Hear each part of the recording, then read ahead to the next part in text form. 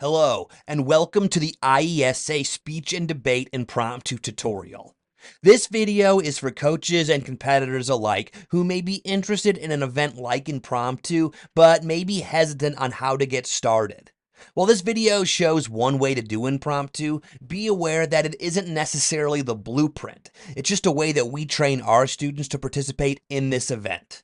We encourage you to coach your kids in the way that you feel they'll be the most successful and will, most importantly, have fun. Impromptu is a wonderful event, and I promise you, it is nothing to be afraid of. First off, what is Impromptu? Per the IESA speech rulebook, Impromptu is an event which a student is given 8 minutes to prepare and deliver an original speech. The student will be given 2 words or phrases from the judge, and then will choose one and discard the other.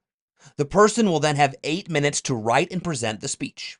The speaker may use one 3x5 note card and a writing instrument. The note card is used for writing down speech points and can be used during the performance. The time will begin when the speaker is given the topic. The speaker may divide the writing-speaking time however they wish. While the speaker is writing, the judge or timer will announce the time remaining at 1-minute intervals.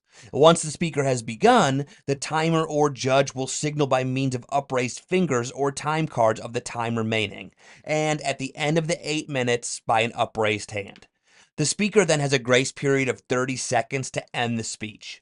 If the speaker speaks beyond 8 minutes and 30 seconds, the performance will be lowered 1 division rating.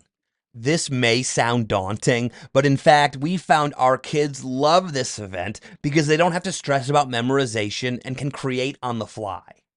The following is just a specific way I teach my students how to do the event, but these are not rules. They're just the way I coach them. Feel free to coach your students however you want.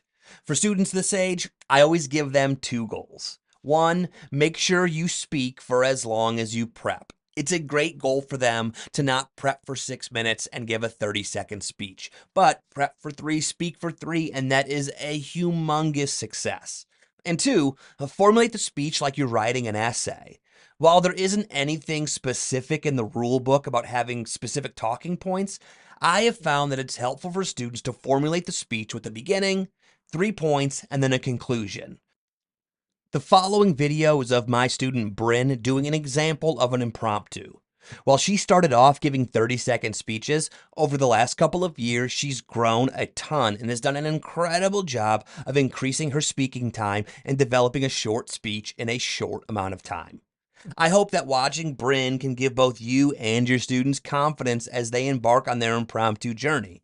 Remember, it's never going to be perfect, so just follow the rules and have a great time. Welcome to Impromptu. Bryn, your prompts are either your favorite extracurricular activity or your dream vacation. Go. 1 minute. 2 minutes. 3 minutes. I think I'm ready. Hi, my name is Bryn Bozarth. This is my 2nd year in speech, and my prompt was my favorite extracurricular. When I went to see my cousins at Into the Woods, I didn't know a lot about theater. I was 6, and my brain wasn't fully developed. But when I saw her step on stage, wow. She was the Wicked Witch, and her costume, her singing, her acting, it was amazing.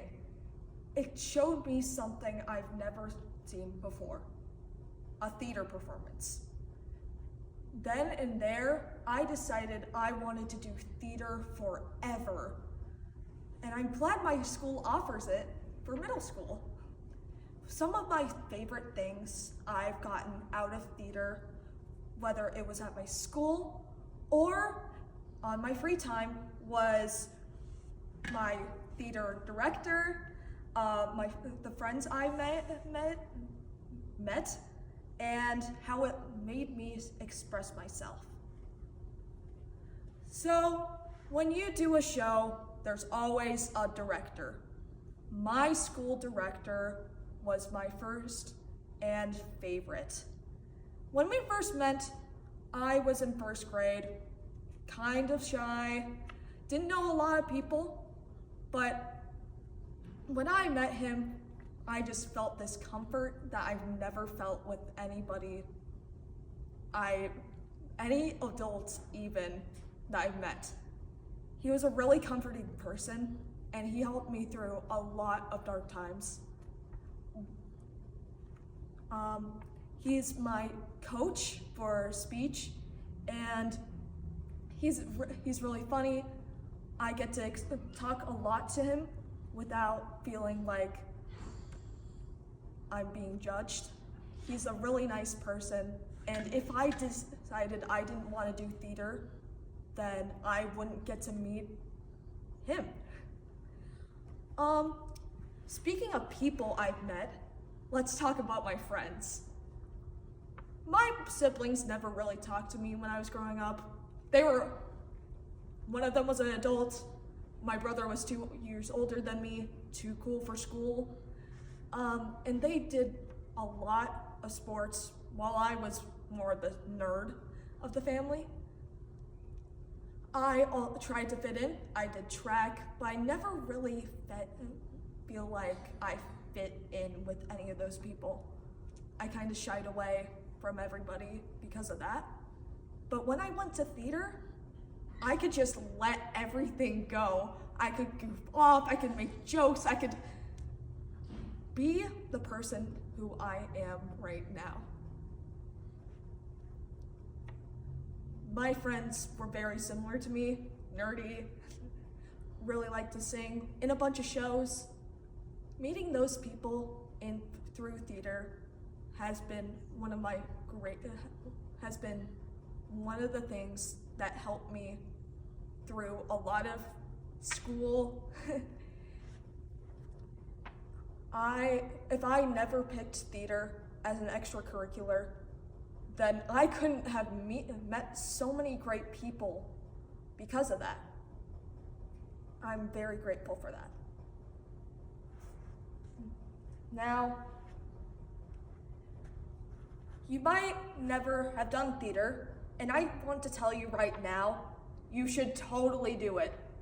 It's helped me so much. You've seen what I feel like was my greatest director, my friends, and how I could express myself on a giant stage. That is why theater is my favorite extracurricular.